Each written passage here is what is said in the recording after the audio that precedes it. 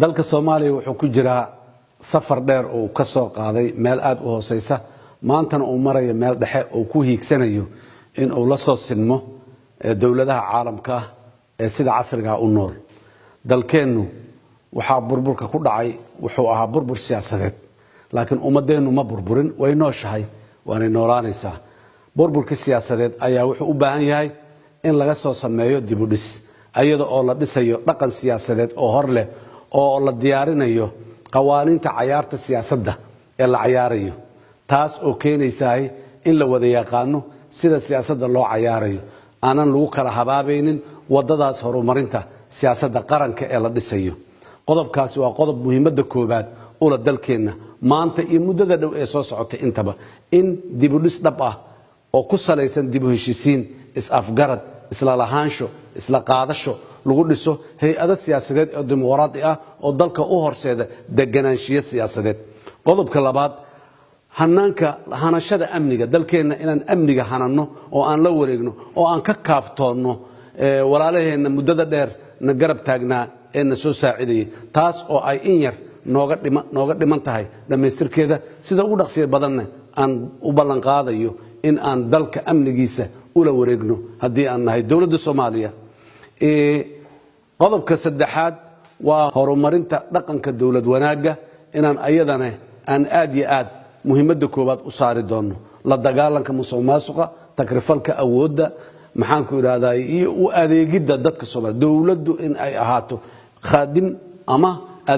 adeega dadka Soomaaliyeed ayaan horseedi doonaa haddii alla yiraahdo waxaan doonaynaa in la dhiso hay'ado dawladeed oo ku salaysan sharciyad leh sharciyad qawaaniin ay ugu adeegaan dalka ku takrifalna marna aanu suurtagal noqonaynin si ay u hagaagto qaabka garsoorka iyo cadaaladda dalkeena sidoo kale waxaan muhiimadda iyo diiradda saari doonaa arrimaha horumarinta dhaqaalaha wax soo saarka dalkeena waa in xoog la geliyaa waxaan qabnaa khayraad aad iyo aad u badan bad leh bari leh bar leh oo haddii aan horumarino nolosha dadkeena ku filan waxaan horumarinaynaa oo aan u istaagaynaa kaabayaasha dhaqaalaha dalka oo aan haddii aan la hagaajinin oon dib loo dhisin oon kuwa jira la dayactirin kuwa cusub aan la keenin ay nagu adkaanayso inaan dhaqaalaha dalka horumarino wadooyinka dekadaha aariboorada habka waraabka korontada iyo maxaan ku raadayay biyaha intaba waa kaabayaasha fududaynaya dalka inay dhaqaalihiisa uu kobco oo hore u kaco saddexdaas arrimood ayaa asal u ah in dawladnimo Soomaaliyeed oo hana qaada oo dalka dhan hananta ay timaado marka kadib ayay suurtagal inoo tahay maalgelinta caalamiga ah iyo maalgelinta hantida Soomaaliyeed ee dibadda ku naqanba dalka in lagu soo celiyo dadka Soomaaliyeed kalsoonidooda iyo karaamadooda waxay ku soo noqon kartaa marka aan hagaajino qaybaha muhiimka u ah dawladnimadeena waxaan ballan qaadayaa 4 sano ee soo socoto in wax la taaba karo oo dadka Soomaaliyeed ay ku qancaan aan ka qaban doono qaybahaas waaweyn aan soo sheegnay oo mid walba leh qaybihiisa hoose maamul wanaaga iyo dhismaha siyaasadda waa muhiimadda koobaad la wareegidda amnigeena waa muhiimadda diiradda la saari doono haddii alla yiraahdo dhamaystirka federaaleynta constitutionka nidaam dawladeed oo ku salaysan constitution dhammaystiran inuu dalku yeesho waa muhiimadda